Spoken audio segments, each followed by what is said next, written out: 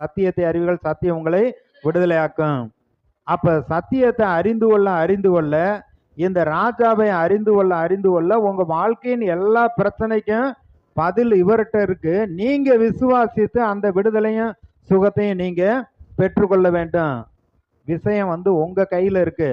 உங்க மனம் புதிதாகணும், உங்க இருதயம் கர்த்தர் மேல நம்பிக்கையா இருக்கணும், உங்க இருதயம் அவருடைய வசனத்தினால அது பலப்பட. சாத்தானு வஞ்சகமா அப்படி கர்த்தருடைய ஊழியக்காரர்கள் போல வருவாங்க. அதை இனம் கண்டுபிடிக்க வேண்டும்.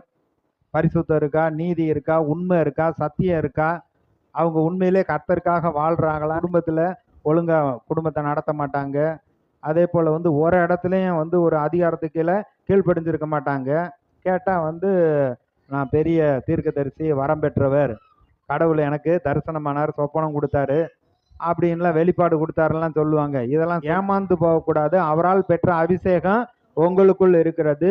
அந்த அபிஷேகம் சகலத்தையும் குறித்து உங்களுக்கு போதிக்கக்கூடியதா இருக்கிறது.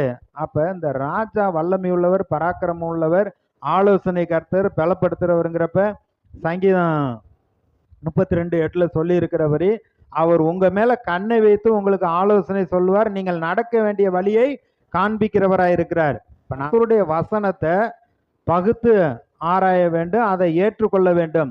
இப்ப இந்த இடத்துல கர்த்தருடைய வார்த்தை அவரை கனப்படுத்தி, அவரை மகிமைப்படுத்தி, அவர் எவ்வளவு நல்லவர், உங்க பிரச்சனைக்கு எல்லாவற்றுக்கும் பதில் அவரா இருக்காரு, அவரால் கூடாது ஒன்றுமே இல்லைன்னு கேட்க கேட்க உங்களுக்குள்ள விசுவாசம் வளரும். உங்க பிரச்சனைய யார்கிட்டையுமே சொல்ல மாட்டீங்க, அந்த பிரச்சனையில நின்று நீங்க ஜெயம் எடுப்பீங்க.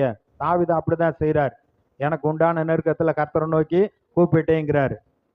அடுத்து உம்மாலே ஒரு சேனைக்குள் பாய்வேன், உம்மாலே ஒரு மதிலை தாண்டுவேங்கிறாரு. வியாதி அவருக்கு வந்துருச்சுங்க. இப்போ உள்ள காலங்களில் வியாதி வந்துருச்சுனாக்க நிறைய மருந்துகள்லாம் இருக்கு. யாரும் கேன்சர் வந்தா கூட சாய வேண்டிய அவசியம் இல்லை, அதுக்கெல்லாம் மருந்து கண்டுபிடிச்சிருக்காங்க. ஆனால் தாவீதுடைய காலத்தில் அவருக்கு உடம்புல வியாதி அவர் பேர் முதலாய் அழிந்து போகும்னு அவ்வளவு பேசிக்கிட்டு இருக்காங்க. ஆனால் கர்த்தரை நோக்கி இவர் பார்க்குறாரு, வியாதி படுக்கையை அப்படியே மாற்றி போட்டார். அவர்கள்லாம் வெக்கப்படத்தக்கதாக தாவீதை மறுபடியும் சுகமாக்கி நல்லா வச்சார்.